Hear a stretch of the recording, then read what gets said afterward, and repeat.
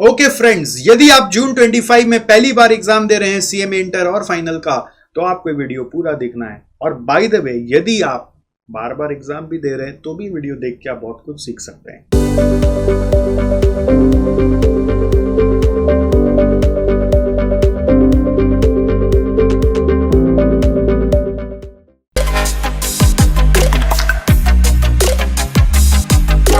Friends, इस video में मैं आपको बताऊंगा कि किस तरीके से आप अपने जून 25 एग्जाम को आखिरी एग्जाम यानी कि वन शॉट पास एग्जाम बना सकते हैं।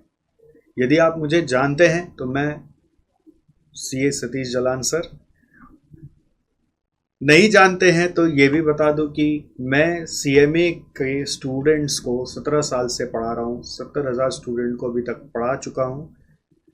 मैं खुद cost, FM, MA, OM, SCM, SFM, SPM भी पढ़ाता हूँ। तो इतने सारे सब्जेक्ट्स पढ़ाने के कारण मुझ में काफ़ी सारे स्टूडेंट्स के चरित्र का रीडिंग आ चुका है और मैं वो हर परेशानी स्टूडेंट्स की समझता हूँ और सॉल्व करने के सामर्थ्य रखता हूँ, जो कि एक स्टूडेंट को पास करा सकता है। फ्रेंड्स, इस वीडियो में वापस हमारा जो कंसिस्टेंट प्रयास है उसका ही एक आपको झलक दिखेगा, जो कि इस बार अभी फोकस कर रहे हैं जून 25 के स्टूडेंट्स के लिए, और उनको कैसे एक बार में पास करने के लिए रिवीजन स्ट्रेटजी दे दें, उसके ऊपर हम बात कर रहे हैं। दोस्तों, आप मेरे से पहले पढ़े हो या ना पढ़े हो, इट डजेंट मैटर। हाउएवर, आप आज मुझे कहीं से भी खोज के आ गए हो तो मैं आपको बधाई देता हूं कि आप के अंदर वो पास होने का जुनून है, तभी YouTube का एल्गोरिदम भी मुझे आपसे कनेक्ट कर दिया है। फ्रेंड्स, इतने साल के अनुभव से दो बहुत इंपॉर्टेंट चीज आपको बताना चाहता हूं कि एक स्टूडेंट जो बार बार मेहनत कर रहा है और अटेम्प्ट दे रहा है, और एक स्टूडेंट जो एक ही बार में पास हो जाता है, उसमें क्या डिफरेंस है। तो पहला डिफरेंस है कि जो एक बार में पास हो जाता है वो अपना क्लासेस समय से ख़त्म करता है और बहुत अच्छा खासा समय रिवीजन के लिए बचाता है और शिद्दत से रिवाइज करता है और फिर जाके एग्ज़ाम देता है, पास हो जाता है।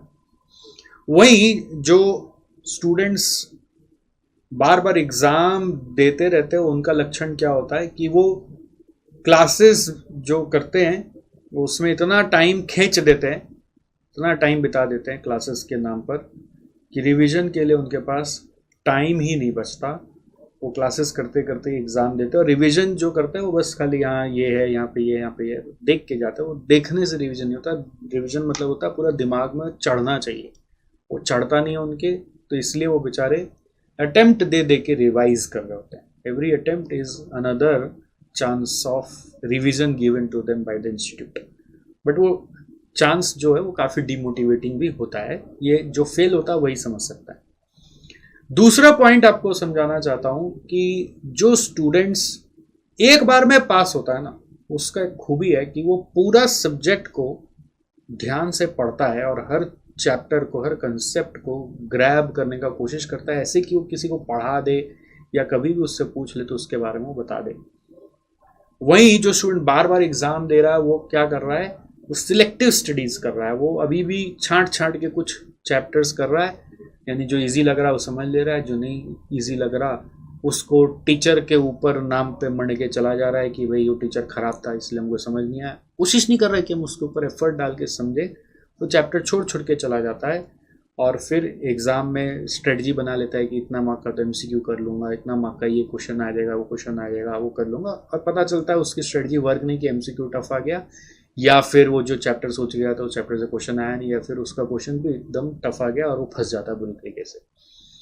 तो सिलेक्टिव स्टडी वाले जल्दी फंसते हैं।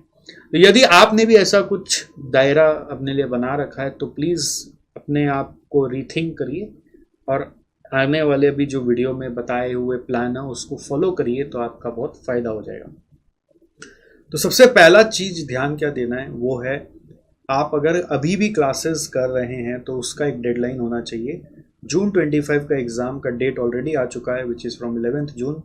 तो हम ये मान लेते हैं कि आपको अपने 11 जून के एग्ज़ाम को देने के लिए यदि आप इंटर में ग्रुप 1 सिर्फ दे रहे हैं तो 2.5 महीना पहले क्लास खत्म करना है, सिर्फ ग्रुप 2 दे रहे हैं तो 2.5 महीना पहले क्लास खत्म करना है, दोनों ग्रुप 1-2 देने वाले हैं आप तो भी मेरे राय में तो और 2.5 महीना से पहले ख़त्म करना है। बट फिर भी एक बार के लिए आपको 2.5 महीना पहले ही बोल रहा हूँ। अगर आप ग्रुप 3 ख़त्म का एग्ज़ाम दे रहे हैं तो 2.5 महीना पहले ख़त्म करना है, ग्रुप 4 का एग्ज़ाम दे रहे हैं तो 2.5 महीना पहले ख़त्म करना है, और दोनों ग्रुप 3-4 दे रहे हैं तो 5 महीना पहले ख़त्म करना है। बोलेंगे अभी मेरा तो बहुत बाकी है, मैं तो ग्रुप 3-4 दोनों सोच रखा था, मैं कैसे दूंगा। अगर आप ये टाइम पीरियड नहीं बचाओगे, ये डेडलाइन मीट नहीं करोगे, इतना टाइम जो मैं ऊपर में मार्क रखा हूँ ये नहीं बचाओगे, तो आपका अप्रोप्रिएट रिवीजन नहीं होगा, तो आप कहीं ना कहीं अटेम्प्ट देने की तैयारी कर रहे हो। कहावत है, if you are failing to plan you are planning to fail. मतलब आप ठीक से प्लान नहीं करो तो आप कहीं ना कहीं फेल ही होने जा रहे हो। तो ठीक से प्लान करना मतलब पहले रिवीजन के लिए टाइम बचाना। आप पास्ट में जितने भी स्टूडेंट एक बार में पास हो उनसे जाके मिल लीजिए, पूछ लीजिए, मैं आपको अपने से, आप मेरे पास आइए, मैं मिला दूंगा आपको, फ़ोन कर करके बात करा दूंगा कि भाई किसने कितना पहले रिवीजन शुरू कर दिया था। तो ये जो स्टूडेंट्स होते हैं, एक तीसरा पॉइंट आपको बताते हैं, जो बार बार अटेम्प्ट देते हैं, वो है ना इमोशनली बहुत ज़्यादा टूटे हुए होते हैं। वो बार बार यही सोच रहे होते हैं मेरा एज हो गया, मैं कैसे जवाब दूंगा, मैं इस बार नहीं दिया तो मेरा तो ज़िंदगी रुक जाएगा। ये सब बहाने जो अंदर से आप बोल रहे होते हो, इमोशन दे रहे होते हो अपने आप को, वो आपको और डिस्करेज कर रहे होते हैं रादर इनकरेज करने की जगह। तो आप अगर सही मेथड फॉलो करोगे तो एक बार में पास हो जाओगे, है ना। अगर आप ओवरनाइट ये सोचोगे कि मुझे तो एक बार में ही बस निकल जाना है बिना पढ़े, बस अभी एनरोल किया अभी बस निकल जाएं, तो नहीं हो सकता है। आपको प्रोसेस से गुजरना है, आपको सारा चीज़ पढ़ना है, इंजॉय करना है ना, रिवाइज करना है और फिर एग्ज़ाम देना है, तो आप ज़रूर पास हो गए। तो don't bring into your emotional disturbances here, and rather you should ignore all those and enjoy your studies with these deadlines. In case you are falling short of 1 week, it is okay, manageable. But if you are going beyond that, है ना, तो कहीं ना कहीं revision compromise होगा और कहीं ना कोई सब्जेक्ट में हाथ पैर टूटेगा। ये मैं आपको लिख के दे सकता हूँ, ठीक है। आप कंपेयर कर ले तो अपने कोई कजिन से, दीदी से, भैया से, कि उसने तो इतना में कर लिया था, तो भाई उसका जो दिमाग है, उसका जो घर का सिचुएशन है, उसका जो पढ़ने का ताकत है, उसका जो रिटेंशन ताकत है, उससे भी कंपेयर करो, तब आप मैच कर लेना। खाली एक वर्ड खाली उसने बोल दिया इसलिए मैं मान लिया, उससे नहीं होता है, समझ गए। तो this is very very important that you complete your class by this deadline. The second thing that I want to convey to you is the revision structure, revision plan. The revision plan is basically the 3-tier revision plan. 3 bar revise basically ये भी कम है, but फिर भी कम से कम 3 बार तो revise हम करेंगे, और हर रिवीजन का कुछ गोल बना के करेंगे, और वो क्या होगा उसको ध्यान से समझना है। रिवीजन 1 जो होगा उसमें हम क्या करेंगे, जो भी क्लास नोट्स हमने लिया है उसको रिव्यू करेंगे, मतलब जो भी क्लास में लिखा हुआ उसको पढ़ेंगे, उसका मतलब समझते समझते पढ़ेंगे। अगर याद आ रहा है तो आगे बढ़ते जाएंगे, नहीं याद आ रहा है तो मतलब समझेंगे। फिर एग्जाम्पल्स जो है उसको कैलकुलेटर में करेंगे।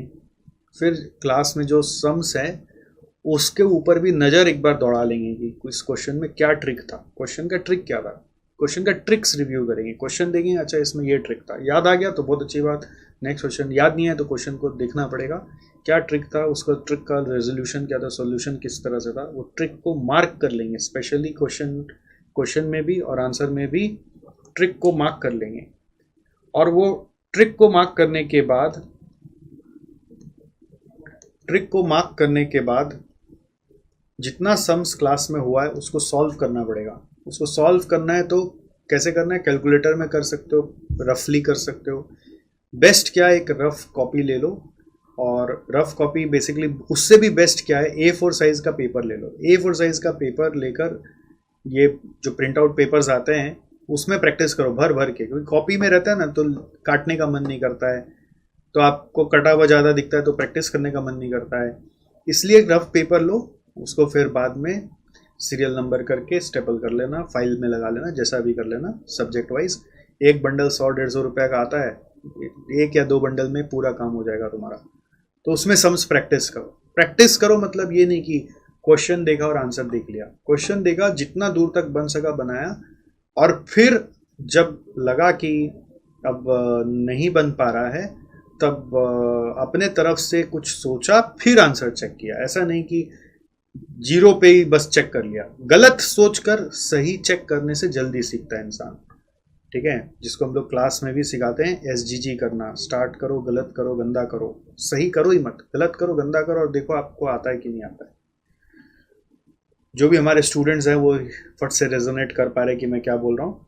इसके बाद ICMI मैट को भी जरूर देखना है, स्पेशली उन केसेस में जहाँ पर आप CA स्पेसिफिक क्लास लिए या CA CMA का कंबाइंड क्लास लिए। आपको जरूर ध्यान रखना है कि आप ICMI मैट जरूर देखें। अगर आपने CMA ओरिएंटेड क्लास लिया है तो चांसेस है कि वहाँ पर सब कुछ CMA का कवर्ड होगा, आपको देख के समझ में आ जाएगा। बट फिर भी ICMI मैट पलटना एक बार कि यहाँ सब कुछ हुआ है कि नहीं है, श्योर हो जाना है, उसका रिव्यू करना है आपको। और एट द एंड आपको क्या करना है, summary notes of every chapter बनाना है, जो अपने हाथ से बनाओगे। सर ने भी बना के दिए होंगे, वो काम नहीं आएगा उतना, वो देख के भी आप अपने हाथ से अपने तरफ से बना लो, उसमें कुछ और पॉइंट्स ऐड करना है तो कर लो। ये बहुत इंपॉर्टेंट है, समरी नोट्स। अब इस पूरे रिवीजन 1 में बहुत सारे स्टूडेंट्स बोलते हैं मैराथन देखे क्या, मैराथन का क्या रोल है। तो मैराथन बेटा उनके लिए है जिनको मान लीजिए क्लास नोट्स पढ़कर कुछ याद नहीं आ रहा है, उनको मैराथन देखना है। अदरवाइज अगर आपके दिमाग में फ्रेश है तो आपको कुछ नहीं करना। आपको एक सब्जेक्ट है जो बहुत पहले कर लिए थे, अब एकदम लैप्स हो गया, तो आप ये क्लास नोट्स रिव्यू करने के समय मैराथन नोट्स देख सकते हो या मैराथन का वीडियोस देख सकते हो। बट मैराथन है ना, सोल बेस नहीं होना चाहिए, फर्स्ट बेस होना चाहिए, अपना सही कर लें। और अगर एकदम याद ही नहीं आ रहा है ना, या दिमाग ही बहुत ज़्यादा डिस्टर्ब हो रहा है, तो भाई आप मैराथन को रेफ़र कर सकते हैं। फर्स्ट रिवीजन में ये जरूर रेफ़र किया जा सकता है। मैराथन सर आपका कोई अलग से आएगा कि जून 25 का? नहीं, मेरा जो डाला हुआ यूट्यूब पे वो सारा सेम है, कुछ भी चेंज नहीं है। हर बार मैराथन में नया नहीं डालता हूँ, जो है वही सेम है, कुछ अलग आएगा तब मैं डालूंगा, राइट। तो वो सेम मैराथन बिल्कुल एप्लीकेबल है, कोई चेंजेस नहीं, आप आराम से रेफर कर सकते हो। जितना सब्जेक्ट का जो अवेलेबल है अभी उसी का ही आपको करना है। बाकी आप नहीं तो कोई भी और यूट्यूब में किसी का भी मैराथन कर सकते हो, कोई बड़ी बात नहीं है। ऐसा नहीं है कि जिस टीचर से पढ़ा उसका ही करना, आप किसी का भी कर सकते हो, जैसा आपको कनेक्ट होता हो उसको आप देख लो, राइट। तो ये हुई मैराथन की बात। इसके बाद क्या होता है, हम लोगों को ना चेक करना चाहिए कि हम एक्चुअली जो पढ़े वो सही है कि नहीं है। हम लोग है ना ये सबसे बड़ा गंदा काम करते हैं कि बस सीधा खाली पढ़ाई करते रह जाते हैं, और फिर क्या होता है ना, डायरेक्ट एग्जाम हॉल में जाके क्वेश्चन पेपर हैंडल करते हैं, तो उस समय हाथ कांपता है, शिवर होता है।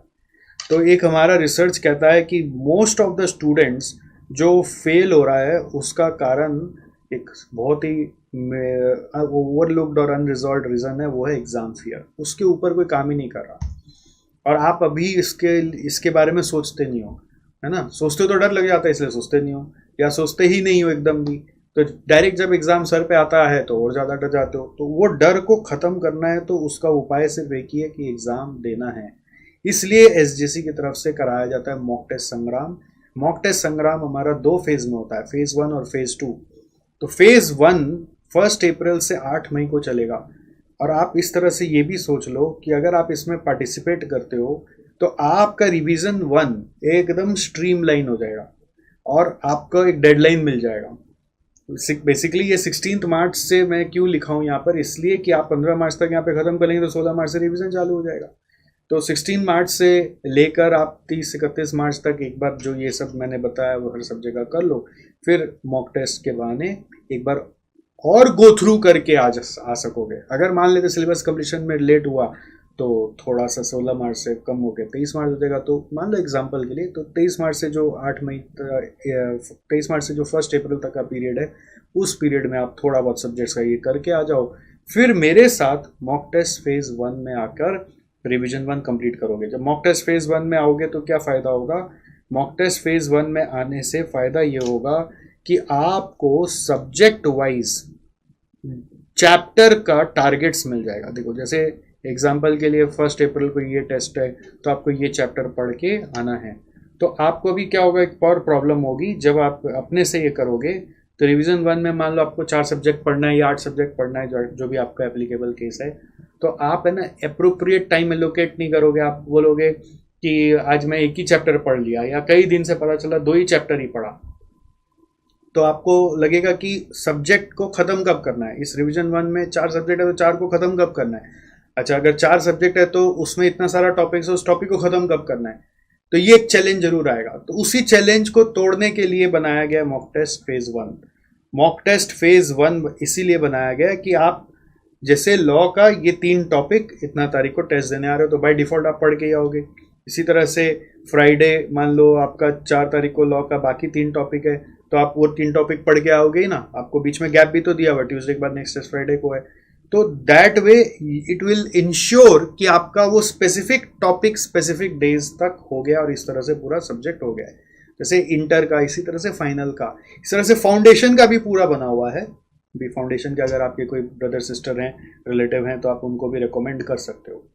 ठीक है, तो ये मॉक टेस्ट फेज 1 हो गया। इसी तरह से अब आते हैं रिवीजन 2 में। रिवीजन 2 में आपको क्या करना है, जो 1 में छोड़ा उसको कंटिन्यू करना है। समरी नोट्स जो बनाया था उसी को पढ़ना और देखना है कि पूरा चैप्टर याद आया कि नहीं आया। फिर पास पेपर जितना भी है, कितना टर्म का, कम से कम 5 टर्म का, लास्ट 5 टर्म का पास पेपर को बैठ के सॉल्व करना है। क्वेश्चन पेपर लेकर 3 घंटा बैठ के सॉल्व करना है, और सारा मतलब जितना भी ऑप्शंस भी दिया वो सब सवाल बनाने हैं, और एनालिसिस करना है कि किस तरह के क्वेश्चंस कहाँ से आते हैं। तो ये बहुत ज़्यादा ज़रूरी होता है। अगर आप ये नहीं करोगे तो कहीं ना कहीं फिर से आपको डर लगने लगेगा कि आप जो पढ़ रहे हो वो वैलिड पढ़े हो कि नहीं पढ़े हो। तो इसमें आपको बहुत सारे इंसाइट्स आएंगे कि अभी भी क्या क्या चीज़ ओवरलुक हो रहे थे जो ऊपर में कैप्चर नहीं हुए थे।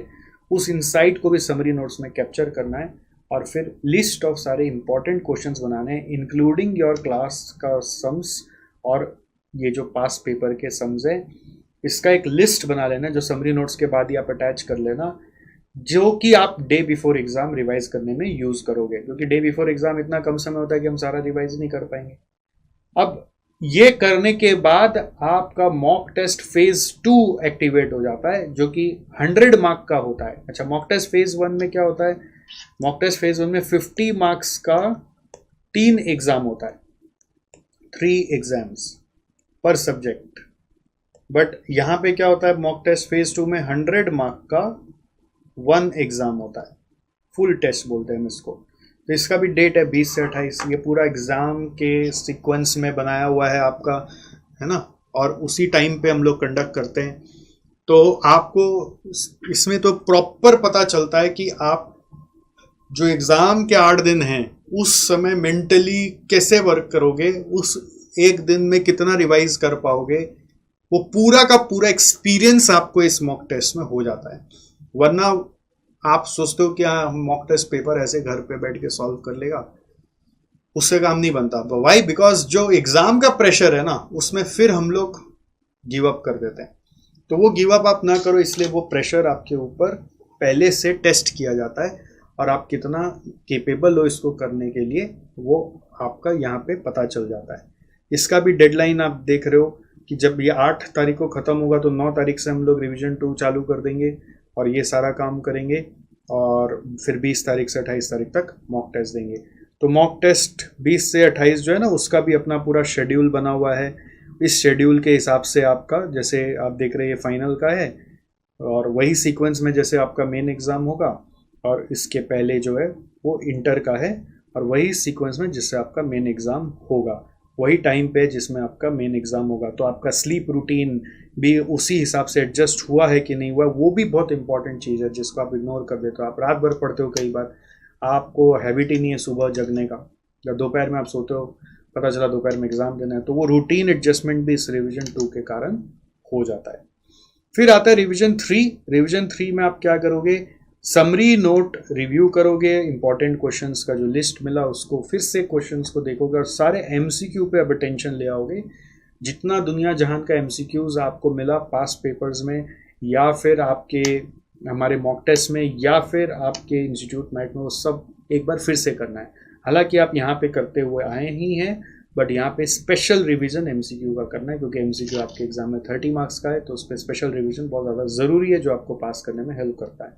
तो उसके लिए टाइम पीरियड क्या है, 29 में टू 8 जून है, क्योंकि 10 जून से फिर 11 जून से फिर एग्ज़ाम है, तो 2 दिन पहले छोड़ दिया कि आप 2 दिन पहले अपना वो सब्जेक्ट को पढ़ लो। जिसका सिर्फ नेक्स्ट ग्रुप बाकी है तो वो अपने हिसाब से कुछ थोड़ा 1 वीक नहीं, जिसका नेक्स्ट है तो उसके लिए भी तो कोई फ़र्क ही नहीं है, 11 का 12 से चालू होगा, उसका कोई फ़र्क नहीं है। नहीं, नेक्स्ट वीक जिसका सिर्फ नेक्स्ट ग्रुप का एग्ज़ाम है उसके लिए भी यही शेड्यूल चलेगा। ऐसा नहीं कि वो 1 वीक इसको एक्सटेंड करेगा, ध्यान रखना।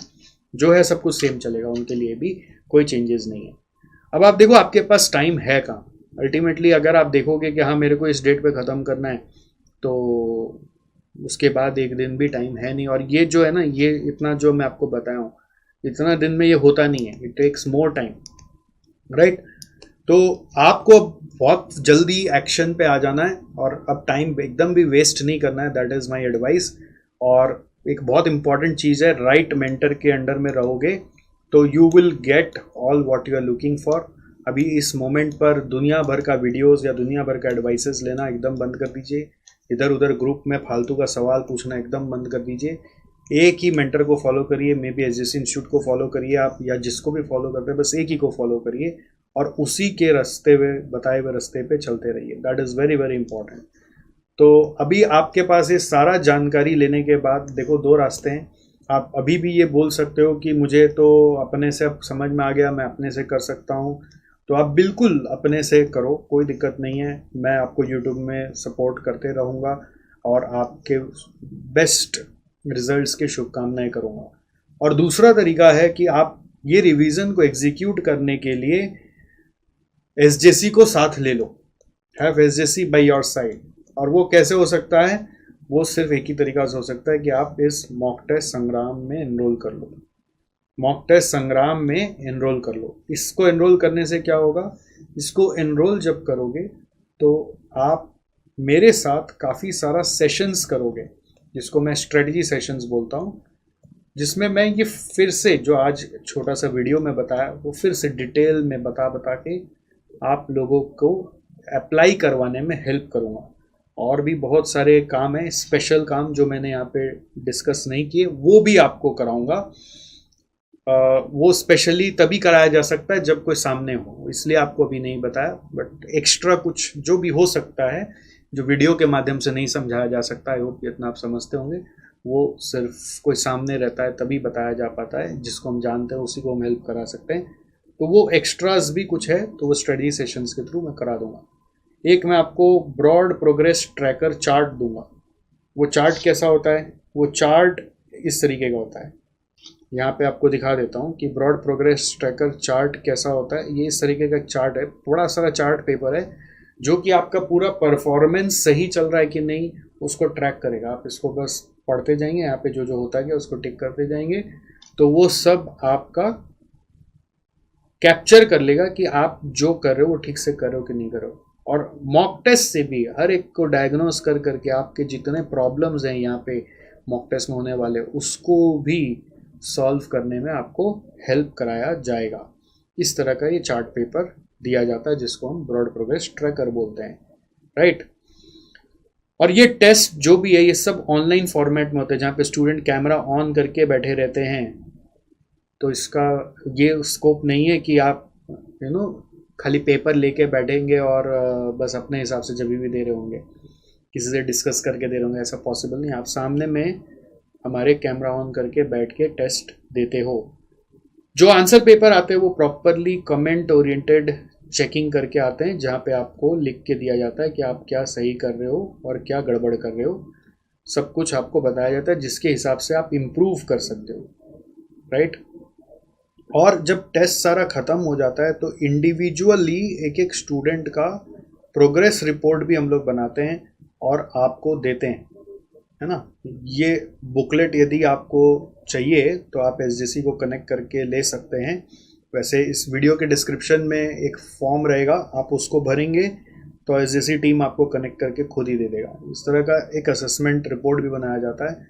और बहुत सारे स्टूडेंट्स का ऐसा होता है कि जिनका जो यहाँ पे मार्क्स आया उसके नियर अबाउट मार्क्स ही उधर भी आता है। बहुत सारे स्टूडेंट्स का ऐसा होता है, जो मार्क्स यहाँ आ रहा है वही नियर अबाउट मार्क्स उधर भी आ रहा है। तो गाइज बीपीटी चार्ट भी मिलेगा, स्ट्रेटजी सेशंस भी मिलेगा, ठीक है, इंडिविजुअल प्रोग्रेस रिपोर्ट भी मिलेगा।